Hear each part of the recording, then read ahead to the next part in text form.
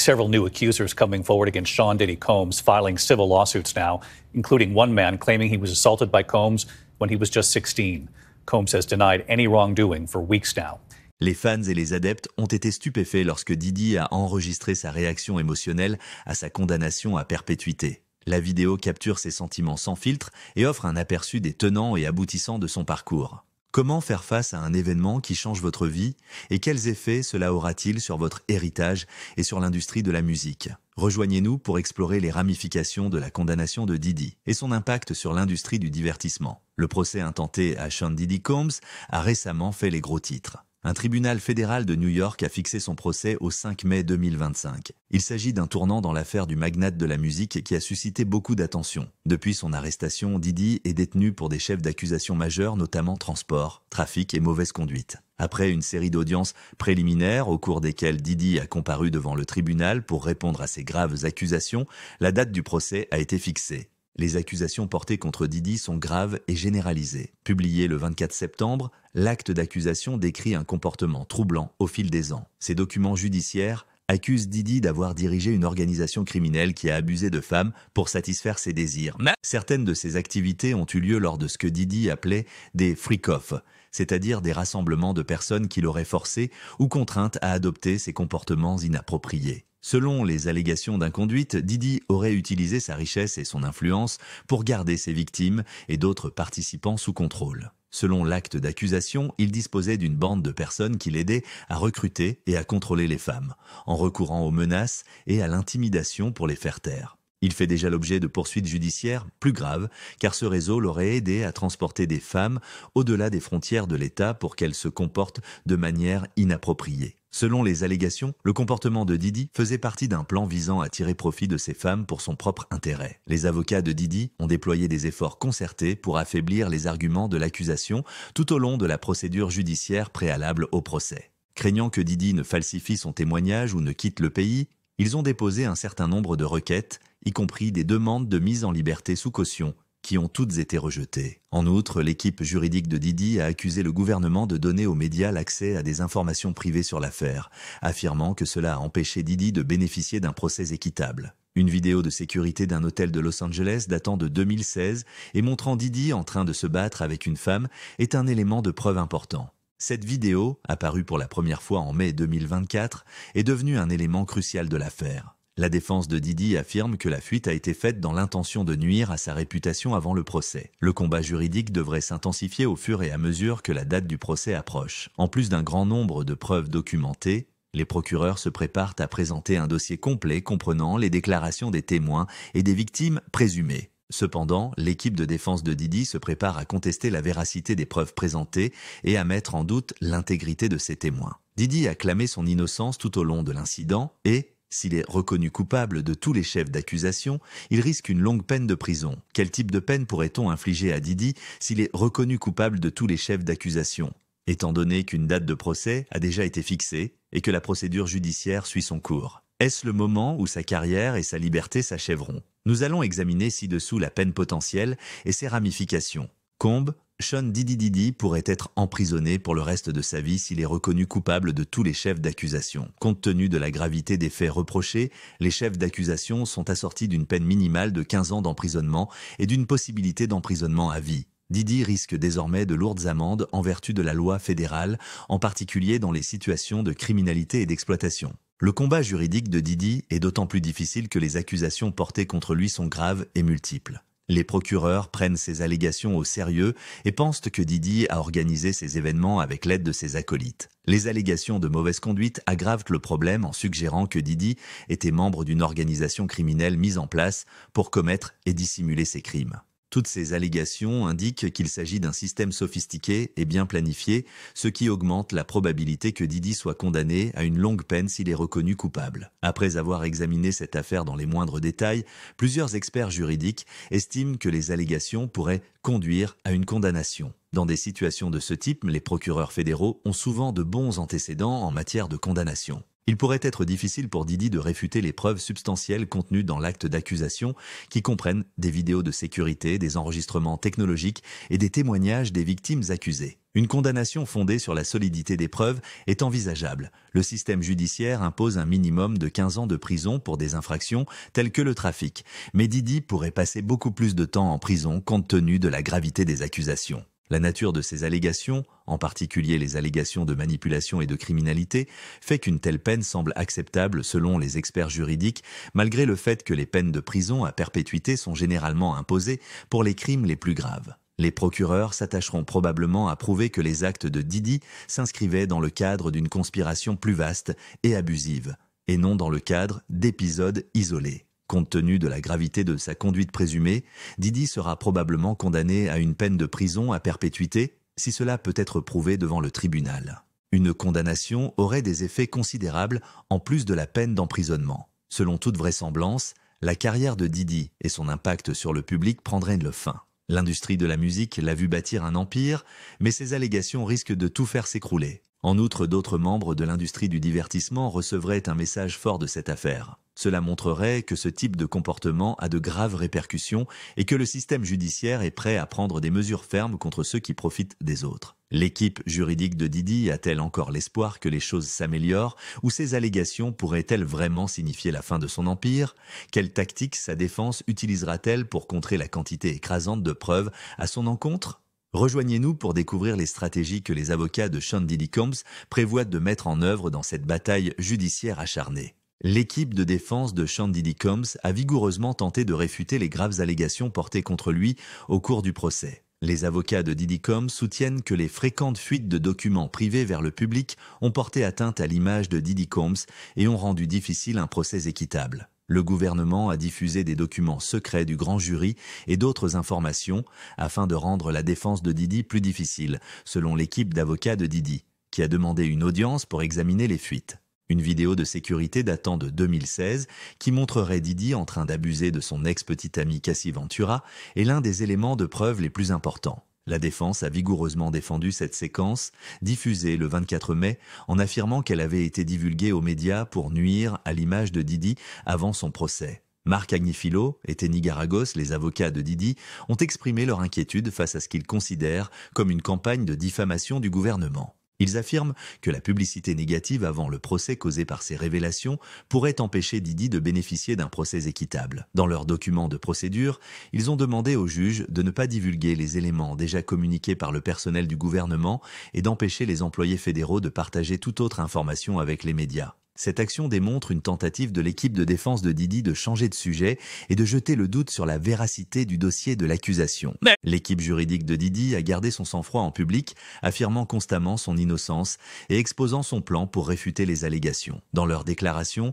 ils ont souligné que Diddy était injustement pris pour cible et que les accusations portées contre lui étaient fausses et diffamatoires. Ils ont identifié des failles dans la présentation du gouvernement et ont fait part de leur intention de contester la véracité des preuves présentées, ainsi que la fiabilité des témoins. M. Combs se considère comme innocent. Selon un document déposé au tribunal par son avocat, il savait qu'il allait être inculpé, c'est pourquoi il s'est rendu à New York pour se dénoncer. Pour montrer qu'il avait l'intention de faire face aux accusations et de les combattre plutôt que de fuir, il a pris des mesures draconiennes. La coopération de Diddy avec le système judiciaire a également été utilisée par la défense comme preuve de son innocence. Elle affirme que la présentation du gouvernement comme un témoin avertisseur et un risque de fuite n'est pas étayée par des preuves, mais qu'elle fait partie d'une tentative plus large de nuire à sa réputation. Agnifilo a déclaré publiquement qu'il était persuadé de pouvoir laver la réputation de Diddy. Nous ne doutons pas que M. Combs sera innocenté une fois que toutes les preuves auront été révélées. La vérité sera révélée et nous ferons tout ce qui est en notre pouvoir pour que justice soit faite. Ses avocats sont déterminés à prouver qu'il a été accusé à tort et ont travaillé dur pour réfuter ce qu'ils perçoivent comme un récit injuste construit par le gouvernement. Le plan de défense de Diddy fait état d'un combat difficile contre des accusations graves, mais que se passera-t-il lorsqu'il sera confronté à la dure réalité de la prison? Quel impact ces circonstances difficiles auront-elles sur sa quête de justice? Examinons sa situation actuelle et les difficultés auxquelles il est confronté pendant son incarcération. Sean Diddy Combs est actuellement incarcéré au Brooklyn Metropolitan Detention Center ou MDC. Depuis son arrestation pour crime, Diddy est détenu dans cette prison réputée pour ses mauvaises conditions. Environ 1200 délinquants sont hébergés au MDC de Brooklyn, situé dans une région industrielle près du port. Parmi les détenus les plus connus figurent R. Kelly et Sam Bankman-Fried, ce qui renforce la réputation de l'établissement en tant que lieu d'hébergement de personnalités publiques de premier plan. D'anciens détenus et des avocats dénoncent depuis longtemps les conditions de détention au MDC. Les avocats de Didi ont attiré l'attention sur les dangers apparents de l'établissement, la surpopulation et les mauvais traitements médicaux. L'établissement n'étant pas suffisamment ventilé, les détenus y subissent souvent des conditions difficiles, notamment une chaleur estivale accablante et des hivers glaciales. Des risques pour les détenus sont fréquemment signalés, certaines altercations ayant entraîné la mort ou des blessures graves. L'équipe juridique de Didi a intensifié ses efforts en réponse à ces allégations, arguant qu'il ne devrait pas avoir à endurer des conditions aussi difficiles dans l'attente de son procès. Lorsque Didi est arrivé au MDC, l'une des premières mesures prises a été de le placer sous surveillance. Dans le cas des prisonniers connus, cette phase est routinière et implique une observation minutieuse pour assurer sa sécurité. Ses moindres faits et gestes sont filmés et il est souvent surveillé par des gardiens. Cependant, les conditions de cette surveillance sont sévères. Sous cette surveillance, les prisonniers doivent souvent vivre sous des lumières vives toute la journée et n'ont qu'un accès très limité à leurs biens personnels. L'équipe juridique de Didi s'est inquiétée de l'impact de ces maladies sur sa santé mentale, mais insiste sur le fait qu'il est résistant et qu'il se concentre sur la préparation de sa défense. Pour Didi, le luxe auquel il était habitué contraste avec la vie derrière les barreaux. Les dures réalités de la vie carcérale dominent désormais son emploi du temps quotidien, et l'adaptation à la cuisine est l'un des changements les plus difficiles. Ses avocats ont déclaré que les repas du MDC étaient simples et souvent peu appétissants. Outre la mauvaise cuisine, Didi a des problèmes avec l'atmosphère générale du MDC. Le manque d'intimité et la surveillance constante rendent la prison encore plus stressante. Les dangers sont bien plus grands pour les délinquants connus comme Didi, dont la réputation peut faire d'eux une cible pour d'autres prisonniers qui attendent d'être connus. Didi a été placé en détention préventive pour réduire ces dangers. Cette zone de la prison est conçue pour protéger les prisonniers vulnérables des menaces posées par le public. Didi est protégé des dangers physiques lorsqu'il est en détention préventive, mais cela signifie également qu'il est confiné et qu'il interagit rarement avec les autres. Ce type de confinement peut être à la fois une épreuve et un réconfort pour de nombreux prisonniers. Didi a dû faire face à un certain nombre de défis personnels tout au long de son séjour au MDC, notamment s'acclimater aux conditions de vie difficiles et se préparer à la perspective d'une longue bataille judiciaire. Bien que l'avenir de Didi soit inconnu, il est déterminé à faire face aux accusations portées contre lui. Selon son équipe de défense, malgré les dures réalités de la vie derrière les barreaux. L'existence de Didi dans les dures conditions du Metropolitan Detention Center soulève de nombreuses questions. Comment s'adapte-t-il à un régime alimentaire très différent de ses repas chics? Comment se déroule sa vie quotidienne dans un environnement aussi réglementé? Suivez-nous pour découvrir les circonstances actuelles de sa vie et de son régime alimentaire. L'existence de Didi derrière les barreaux est très différente de celle, opulente, qu'il avait l'habitude de montrer sur les médias sociaux, où on le voyait souvent avec un chef personnel, des assistants et du personnel répondant à ses moindres besoins. Son emploi du temps quotidien suit désormais un calendrier strict, avec des heures précises pour se laver, prendre un bain et manger. Il mange maintenant la nourriture normale de la prison plutôt que la nourriture exquise qu'il appréciait auparavant. Pour le petit déjeuner, il n'y a que des alternatives basiques telles que des fruits, des céréales, des pâtisseries et du lait écrémé. Du café est disponible pour ceux qui ont besoin de caféine. Les menus du déjeuner varient et comprennent des plats tels que du poulet au four, des râpes au poulet, des tacos au bœuf et des œufs brouillés. Ils sont généralement accompagnés de riz, de haricots verts ou de salade de choux. Les plats tels que le riz frit au poulet, le steak Salisbury ou les macaronis au chili ne sont pas de bons choix pour le dîner.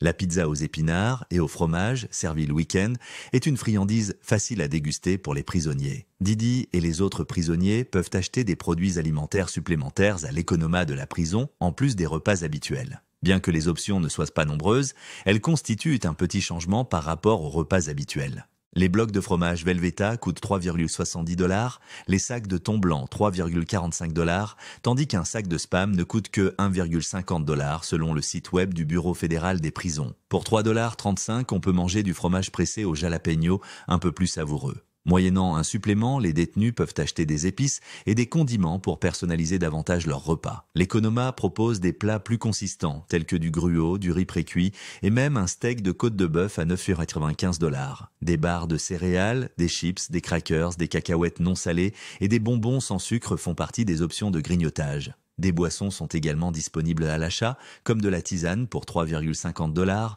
et du café décaféiné pour 3,50 $.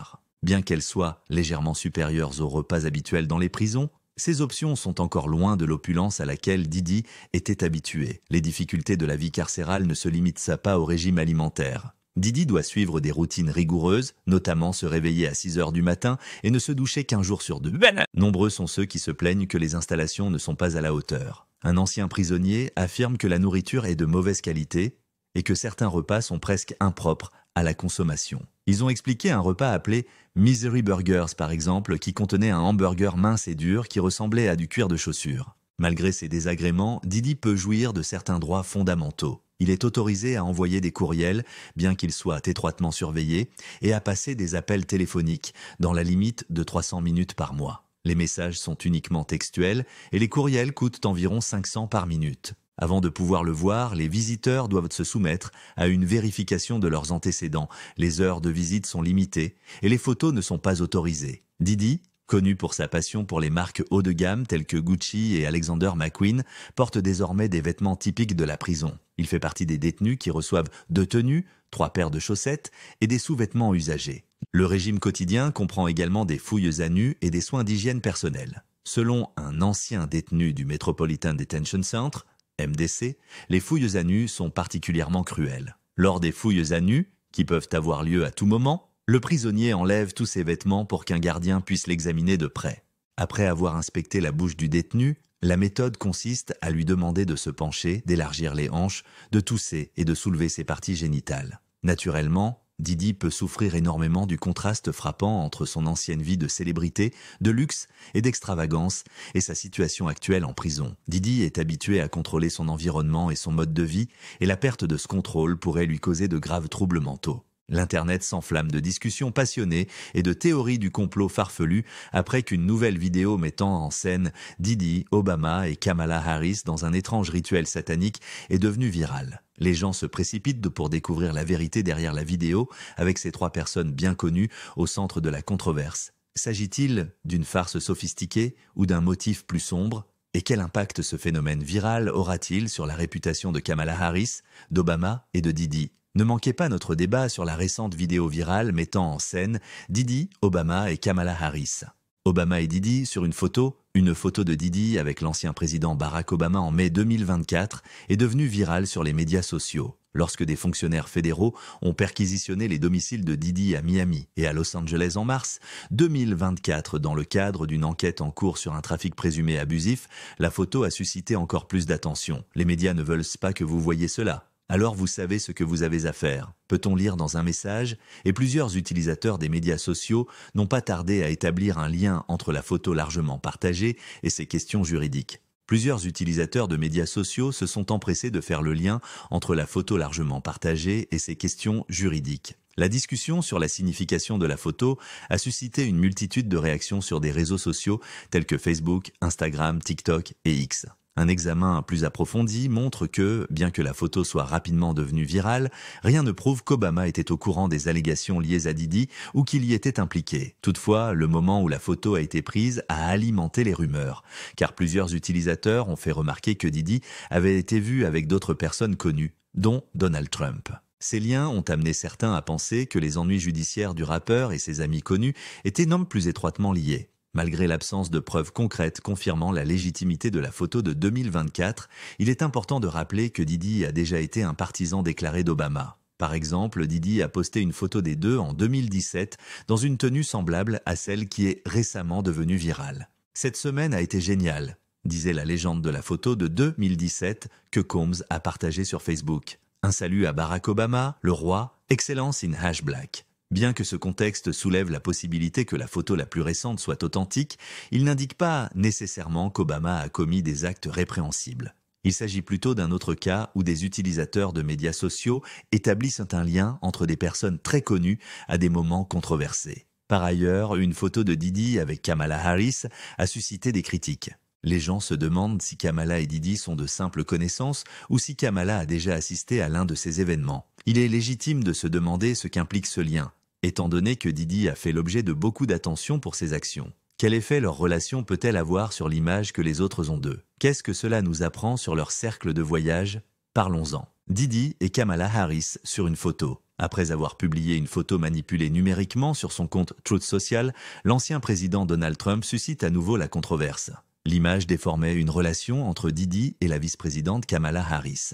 Monsieur Trump a partagé une version modifiée d'une photo prise il y a 2000 ans et représentant Madame Harris en compagnie de sa fille et de l'ancienne vedette de talk-show Montel Williams. La version modifiée a utilisé le visage de Didi au lieu de celui de Williams, donnant l'impression erronée que Madame Harris avait un lien de parenté avec le rappeur. Cette idée a été renforcée par la légende de Monsieur Trump, qui suggérait à tort que Monsieur Harris était d'une manière ou d'une autre lié aux allégations alarmantes formulées à l'encontre de Monsieur Didi, y compris des récits troublants de prétendues crises de panique. Trump a déjà été accusé d'avoir utilisé des stratégies trompeuses pendant la course de 2024. Il a publié des photos générées par l'intelligence artificielle, IA, de la sensation pop Taylor Swift, censée le soutenir quelques semaines auparavant, ce qui a exaspéré ses partisans. Harris est apparu sur une autre fausse photo, en train de parler à un groupe de communistes lors de la convention nationale du Parti démocrate, qui n'a jamais eu lieu. Bien que ces photos aient été rapidement démenties, le mal était déjà fait et la campagne de désinformation de Trump était devenue un motif récurrent. Bien que la photo trafiquée de Harris et Didi ait finalement été retirée, le retour de bâton ne s'est pas fait attendre. De vraies images de Trump et Didi sont devenues virales sur les médias sociaux, y compris des vidéos datant de 1992, lorsque Trump participait à l'émission Celebrity Apprentice d'Asterisk, dans lesquelles il qualifiait Combs d'amis proches. Après que des humoristes de fin de soirée comme Jimmy Kimmel ont souligné l'absurdité de la tentative de Trump de dénigrer Harris alors qu'il avait auparavant une relation étroite avec Combs, ces photos sont rapidement devenues virales. Le problème plus général des tactiques de désinformation dirigées contre la candidature de Madame Harris-Waltz a également été mis en lumière dans cette affaire. Certains partisans de Trump ont réitéré les récentes accusations de Microsoft selon lesquelles des tentatives soutenues par la Russie sapent la campagne de Madame Harris en utilisant la technologie deepfake. En particulier, le milliardaire de la technologie Elon Musk, qui a publiquement soutenu Trump, a répandu d'autres mensonges en partageant une vidéo trafiquée qui déformait la voix de Madame Harris.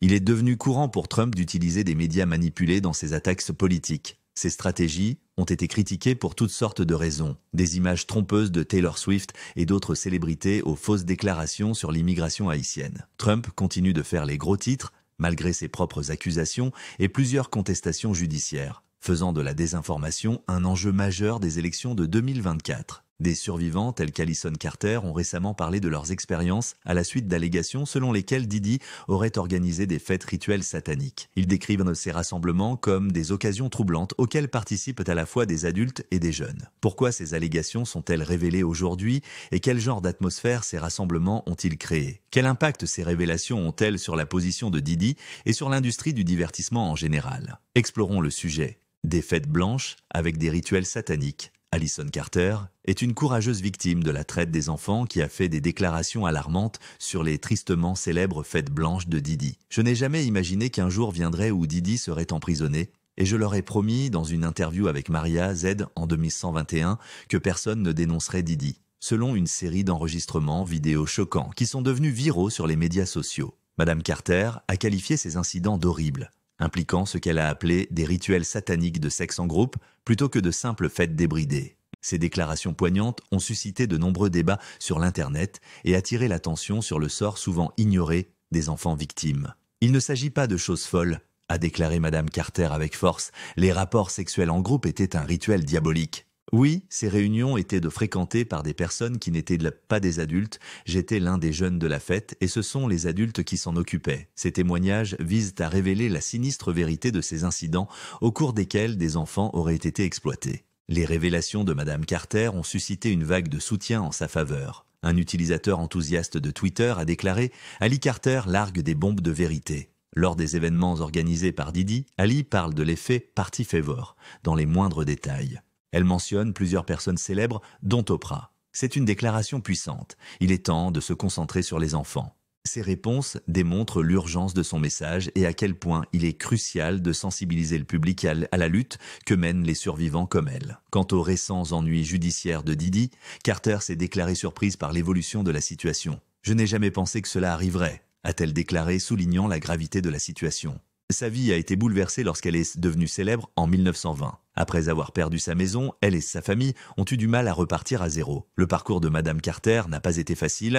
Elle affirme que les services de protection de l'enfance du comté de Riverside ont été impliqués dans son trafic et a tenté de les poursuivre en justice. Mais ces preuves semblent avoir été ignorées. Elle a développé un fort sentiment de méfiance à la suite de cet événement, notamment à l'égard des réseaux de soutien conçus pour aider les survivants. Elle a averti les autres survivants que certaines lignes d'assistance téléphonique n'étaient peut-être pas aussi fiables qu'elles le paraissaient et leur a conseillé d'être prudents lorsqu'ils les utilisent. Elle a déclaré que tout argent utilisé dans ces circonstances était de l'argent du sang, qu'il soit ou non utilisé pour rassurer les gens. Cela met en évidence sa préférence pour le soutien de personnes ordinaires plutôt que pour l'aide financière de grandes organisations. Lors d'interviews précédentes, Didi a ouvertement défendu Barack Obama, louant sa vision et son leadership. À plusieurs reprises, leur relation est apparue clairement. De plus, Kamala Harris a tweeté son soutien à Didi, soulignant leur relation. Quel impact ces soutiens ont-ils sur ses perceptions publiques? En ces temps difficiles, qu'est-ce que cela implique pour Didi? Commençons par l'interview d'Obama et les tweets de Kamala Harris. L'interview d'Obama et les tweets de Kamala Harris. La rencontre d'Obama et de Didi, en 2004, a marqué un tournant dans leur vie. À l'époque, Obama était une star politique en herbe, faisant campagne pour le Sénat de l'Illinois, et Didi mobilisait le soutien du Parti démocrate dans la perspective de la Convention nationale du Parti démocrate. Monsieur Obama a félicité Didi pour ses efforts visant à inciter les gens à se rendre aux urnes lors d'une interview qu'il a réalisée avec lui pour MTV dans le cadre de sa campagne Vote or Die, qui vise à augmenter le taux de participation aux élections. Il a reconnu l'influence de Didi sur les jeunes. Lorsque la fortune de Didi a atteint plus de 700 millions de dollars dans les années 2000, il est devenu l'une des célébrités les plus connues à soutenir le Parti démocrate. Didi a mis en lumière les principaux dirigeants politiques de l'époque en interviewant Obama et Hillary Clinton pendant la campagne présidentielle de 2004. À la suite de l'arrestation de Didi pour crime cette semaine, sa brève interview avec Obama a refait surface, ramenant leur relation sous les feux de la rampe. Au cours de la conversation, le jeune Obama a félicité Didi d'avoir fait bon usage de sa position. Il a déclaré « Il est important de rendre l'appareil, mais il n'est pas obligé de le faire ». Dans un moment d'humour, Obama a utilisé une serviette pour essuyer son front en sueur lorsque Didi s'est moqué de lui parce qu'il transpirait sous les lumières de la convention. Didi a continué à l'aider par la suite. Il a organisé des événements tels que le rassemblement Last Chance for Change en Floride quelques jours avant l'élection présidentielle de 2008, ce qui fait de lui l'un des plus fervents partisans d'Obama parmi les célébrités. Sa réputation de figure clé de l'action politique et de la collecte de fonds a été consolidée par le soutien du grand public. Cependant, les détracteurs conservateurs ont utilisé les échanges passés entre les responsables politiques et le rappeur pour alimenter le débat, alors que Didi est aujourd'hui impliqué dans des affaires judiciaires. Certains ont cité un tweet de la vice-présidente Kamala Harris, dans lequel elle faisait l'éloge de Didi pour avoir organisé une réunion publique sur les disparités raciales pendant sa campagne présidentielle de 2002 à la suite de l'arrestation de Didi. Madame Harris avait félicité Didi pour avoir attiré l'attention sur la façon dont les disparités raciales étaient exacerbées par l'épidémie de grippe aviaire. Nos communautés sont actuellement en danger. Il est donc impératif que nous attirions l'attention sur la façon dont le coronavirus exacerbe les inégalités raciales et les inégalités en matière de santé, a ajouté M. Harris dans son tweet. Certains ont déclaré que le rôle de Didi en tant que légende du hip-hop le plaçait naturellement près de nombreuses personnes puissantes, tandis que d'autres ont essayé d'exploiter le tweet pour relier Harris aux problèmes juridiques actuels de Didi. Parmi eux, l'ancien président Donald Trump qui a été aperçu avec Didi lors d'un événement à Mar-a-Lago en 2015. Dans le cadre de son implication dans la collecte de fonds pour les démocrates à l'époque, Trump, qui était alors enregistré comme démocrate, a organisé l'événement pour la Rush Philanthropic Foundation. Les relations passées de Didi avec les démocrates et les républicains font l'objet d'un examen minutieux à mesure que son procès progresse, mais elles démontrent également qu'en tant que figure majeure de la politique et de la musique, son influence dépasse les clivages partisans. Un nouveau juge a récemment été désigné pour s'occuper de l'affaire Didi afin de garantir un procès équitable face aux critiques incessantes. Des célébrités ont été accusées d'avoir participé aux soirées controversées de Didi, ce qui a suscité la colère de l'avocat Tony Buzbee, qui fait pression sur elles pour qu'elles fournissent des informations. Quel sera l'impact du nouveau juge sur l'affaire ? Quel sera l'impact des réactions des célébrités sur la situation actuelle ? Nous en discutons. Les derniers développements de Tony Buzbee. En action, après avoir été inculpé par un grand jury, Didi a été placé en détention à New York dans la nuit du 16 septembre. Il a été arrêté par des agents de la sécurité intérieure à l'hôtel Park Hyatt dans le centre de Manhattan. Le lendemain, un tribunal a décidé de le maintenir en détention sans caution pendant que l'affaire suivait son cours. Didi fait face à des accusations importantes liées à ce que l'on a appelé des sessions de freak-off.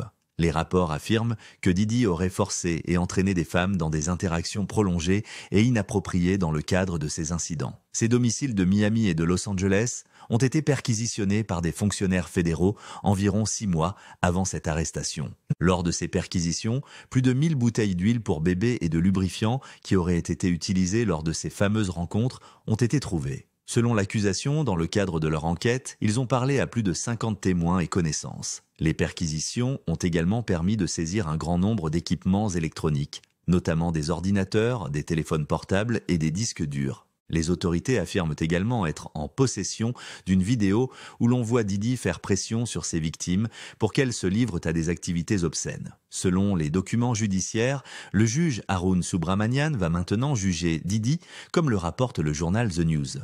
Le juge Andrew L. Carter Jr. était auparavant chargé de l'affaire. Le tribunal Carter a déclaré lors d'une audience le 18 septembre 2024 que l'affaire serait transférée à un autre tribunal s'il n'était pas en mesure de fournir une date de procès. Didi aura une nouvelle chance d'être libéré sous caution. Ce changement de juge pourrait donc avoir un effet important sur la procédure. Le tribunal Carter et le juge Robin Tarnowski, premier tribunal chargé de l'affaire, ont tous deux rejeté ses précédentes demandes de mise en liberté sous caution. Les procureurs ont fait valoir que Didi devait rester en détention jusqu'à son procès, ce que les deux tribunaux ont accepté.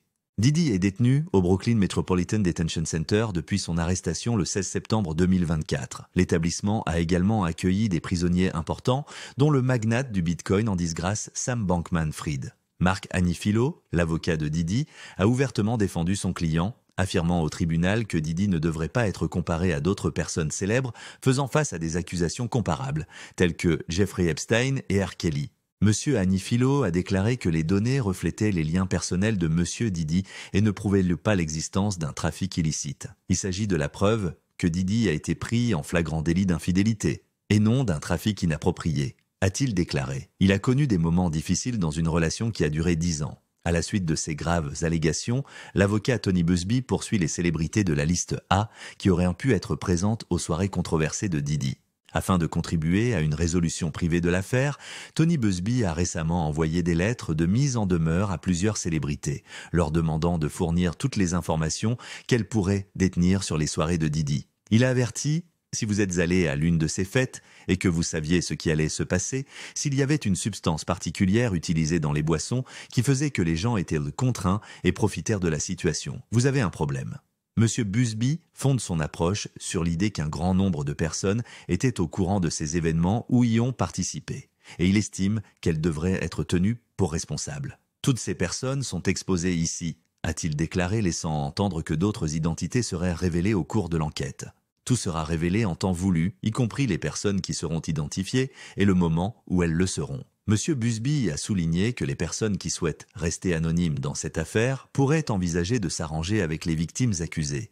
Il a déclaré: dans toutes les situations, mais surtout dans des circonstances comme celle-ci, nous rassemblons nos informations, nos preuves, nous faisons preuve de diligence raisonnable, nous passons du temps avec la victime et ensuite, parce que c'est dans l'intérêt supérieur de la victime, nous essayons de résoudre ces questions sans intenter de procès public. C'est ce que nous avons fait avec une poignée de personnes, dont beaucoup vous ont déjà parlé, et nous continuerons à le faire, a-t-il déclaré en faisant référence aux conversations en cours. Il a ajouté que leur identité pourrait être rendue publique dans le cadre du litige si certaines personnes décidaient de ne pas conclure d'accord. De nombreuses personnes suivent l'enquête de près pour voir comment cette affaire très médiatisée évolue et quels effets elle pourrait avoir sur les parties impliquées. Nous examinons l'aspect de l'affaire qui relie Bill Clinton et Hillary au scandale Didi et ses implications possibles pour le procès à venir. Le style de vie ostentatoire de Didi ne s'arrête-t-il pas là? Que se passe-t-il à l'intérieur de son manoir? Pour mieux comprendre pourquoi la relation d'Hillary Clinton avec Didi pourrait avoir un impact négatif significatif sur sa carrière politique, scandale ou pas, nous allons faire un détour et examiner le procès de Lil Rod contre Didi. Depuis son arrestation le 16 septembre, les relations de Didi avec des personnalités de divers secteurs d'activité ont donné lieu à toute une série d'idées et de conjectures. La nouvelle photo de Didi avec Bill et Hillary Clinton est le dernier scandale en date qui a fait naître des rumeurs. Leur amitié aurait débuté lors de la convention nationale du Parti démocrate, lorsque Didi a joué un rôle important dans les activités de campagne d'Hillary. En fait, Diddy avait déjà contribué à la campagne d'Hillary lors de sa course au Sénat de New York. Hillary Clinton a été citée à plusieurs reprises comme ayant participé aux soirées de Diddy, ce qui a largement contribué à ses problèmes actuels. Si les allégations sont infondées et que Hillary n'a jamais participé à aucune de ces soirées, sommes-nous en train d'ébranler la notion selon laquelle votre cercle social est une représentation exacte de qui vous êtes? Un internaute l'a qualifié de « vieille dame hermétique », un terme qu'elle aurait reçu pendant les pétages de plomb dans un commentaire aujourd'hui supprimé sur un article concernant la photo populaire de Diddy et d'Hillary Clinton. N'oublions pas l'association directe du mari d'Hillary avec Jeffrey Epstein, accusé de trafic d'êtres humains, même si ces allégations peuvent te sembler tirées par les cheveux et ne constituer qu'un effort de discréditation de la part d'une faction. Avant qu'Epstein ne puisse révéler tous ses nombreux secrets à une quelconque autorité politique, il a été réduit au silence. Dan Bongino, un ancien collaborateur d'Hillary Clinton, a insinué que Hillary était au courant de l'affaire Diddy et du trafic parce qu'elle était directement impliquée et qu'elle utilisait la fondation Clinton comme couverture pour ses opérations de trafic parce qu'elle, Epstein et Diddy, étaient tous liés au même groupe d'individus. Des membres du Parti démocrate ont été accusés d'avoir organisé des fêtes illégales dans le sous-sol d'une pizzeria de Washington, selon une diffamation virale diffusée sur Internet pendant la campagne présidentielle américaine à la fin de l'année 216. La bombe puante Pizzagate a nui à la campagne d'Hillary Clinton contre Trump, bien qu'il s'agisse d'une pure invention. Le Pizzagate est venu s'ajouter à l'énorme et frénétique mythe conspirationniste qui tourne autour du mystérieux personnage Q et de son groupe QAnon, qui prétendent aider Trump à démanteler un prétendu réseau comprenant le Parti démocrate, Hollywood et les élites internationales. Ce vil fantasme a été s'alimenter par le scandale réel de Jeffrey Epstein, le puissant homme d'affaires au vaste réseau, arrêté pour trafic d'êtres humains le 6 juillet 1919 et découvert mort dans sa cellule le 10 août. L'enquête avait mis au jour un système d'exploitation systématique d'adolescentes. En conséquence, certains partisans de Trump espéraient ardemment que ses rivaux démocrates seraient impliqués dans les découvertes scandaleuses. Cependant, après 2020, plusieurs partisans de Trump ont compilé des séquences vidéo de Joe Biden avec des jeunes filles, laissant entendre qu'il avait des penchants indécents. Des photos de Harris, son vice-président, avec Epstein, générées ou modifiées par l'IA, ont également été utilisées contre lui. Le 16 novembre 2023, la première accusation d'abus, de coercition et de trafic a été déposée contre Diddy.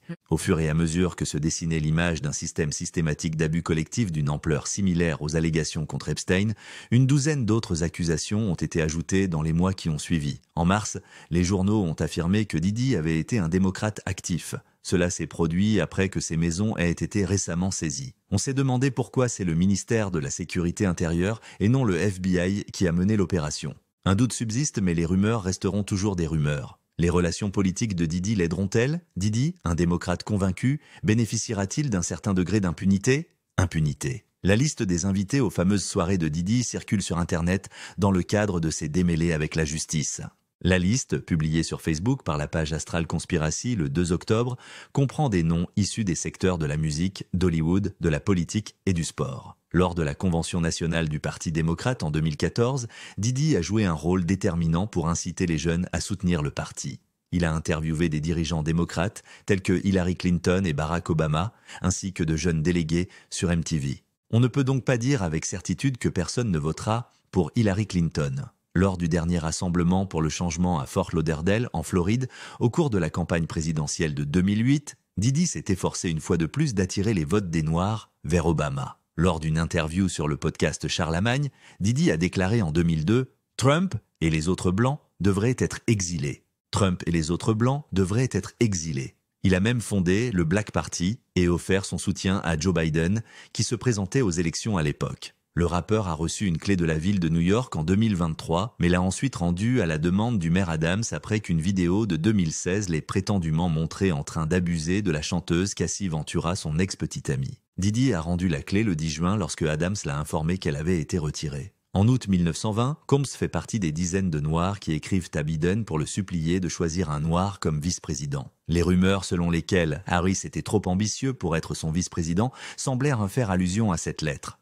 Les experts prédisent que la chute de popularité de Diddy et les nombreuses allégations scandaleuses dont il fait l'objet jetteront l'opprobre et le déshonneur sur les membres de la famille royale et les célébrités qui ont été vues en public avec lui lorsqu'il était au sommet de sa carrière. Didi se serait caché dans les coulisses pour utiliser les stars. Selon Nick Head, spécialiste du marketing et de la culture, Didi a trompé des personnes importantes, y compris la famille royale britannique. Il a décrit Didi comme un manipulateur rusé qui a utilisé sa célébrité, sa fortune et son statut pour accéder aux personnes les plus puissantes du monde. Nous avons remarqué qu'il a une caractéristique commune avec Epstein et Weinstein.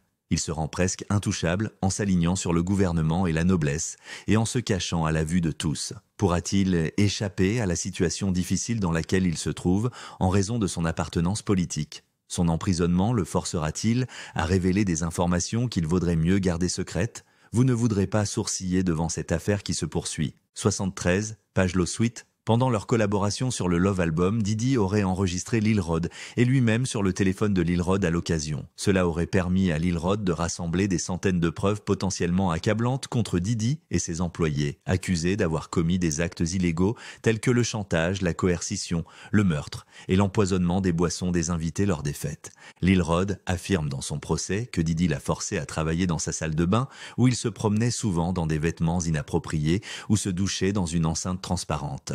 Et que Didi s'est livré à plusieurs reprises à des attouchements non désirés et non autorisés dans des endroits où il ne se sentait pas à l'aise. Selon Lil Rod, il a soulevé ces questions auprès du chef de cabinet de Didi, Christina Koram, qui aurait fait la sourde oreille aux plaintes, déclarant que Didi serait toujours lui-même. En outre, Didi aurait utilisé sa Stevie J comme appât pour proclamer ouvertement son désir d'avoir des relations sexuelles avec Lil Rod. Didi aurait utilisé ses relations dans l'industrie musicale pour contraindre Lil Rod à faire des choses contre sa volonté en lui offrant la possibilité de voir Stevie J et peut-être de travailler avec lui sur des enregistrements. Lil Rod considérait Stevie J comme un mentor. Pour légitimer un tel comportement auprès des initiés de l'industrie musicale, Didi aurait même montré à Lil Rod une vidéo de Stevie J ayant une relation intime avec un autre garçon. Selon certaines informations, Didi avait le béguin pour Lil Rod et voulait se rapprocher de lui. Lil Rod aurait été contraint de lancer une campagne GoFundMe afin d'obtenir de l'argent pour un procès contre Didi, après que ce dernier aurait refusé de verser sa part au producteur afin de faire pression sur lui pour qu'il s'exécute. Selon un nouvel acte d'accusation de 14 pages, Didi aurait utilisé Rico Enterprise, prétendument dirigé par Christina Koram, comme façade illégale pour commettre ses nombreux crimes. Il aurait utilisé ses relations avec les gangs locaux et leurs chefs pour se procurer de la drogue et des armes. Ses résidences de Miami et de Los Angeles contenaient une grande quantité de drogue et un arsenal. Pour s'assurer que Didi était toujours approvisionné, Koram aurait ordonné à tous les employés de Didi de porter sur eux un sac banane rempli de drogue. La coercition aurait été le fondement de Rico Enterprise et Lil Rod dit avoir entendu des conversations sur des tentatives de maîtriser la police, de tuer des gens et de soudoyer des témoins, y compris des jurés dans la fusillade de Shyne à New York en 1999. Rico Enterprise est accusé d'avoir financé les fêtes de Didi auxquelles auraient participé des personnalités musicales influentes telles que Ethiopia Aptemariam et Lucien Granger, PDG d'Universal Music Group. Ces fêtes auraient accueilli des enfants, des drogues illicites et des spectacles pour adultes. Selon les rumeurs, Fahim Mohamed, chef de la sécurité de Didi et membre clé de son équipe, avait le pouvoir de faire disparaître toute personne s'opposant à Didi et de faire disparaître toute preuve d'actes répréhensibles. Ces allégations citent en exemple la mort par balle de G, un ami de Justin le 12 septembre 22, après que Didi a organisé un camp d'écrivains et de producteurs. Justin, le fils de Didi, et d'autres chanteurs connus auraient également participé à ce camp. Un soir, G a été vu en train de se battre avec Didi et Justine. Lil Rod était assis à proximité lorsque la bagarre s'est poursuivie dans la salle de bain, et on pouvait l'entendre s'échauffer. Une foule s'est rassemblée, aussi confuse que lui, sur ce qui pouvait se passer, lorsque quelques secondes plus tard, il a entendu des coups de feu. Quelques minutes après que Justine et Didi soient sortis de la salle de bain, G a été vu en train de se serrer l'estomac alors que du sang coulait de ses hanches. Des agents de la police de Los Angeles ont été dépêchés sur les lieux, mais les médias ont affirmé qu'un agresseur avait tiré des coups de feu depuis une voiture en direction du studio. Toutes les personnes présentes ont suivi les instructions de Didi pour s'en tenir à cette version. Cela montre bien le pouvoir qu'exerçait Didi sur ses amis et alliés.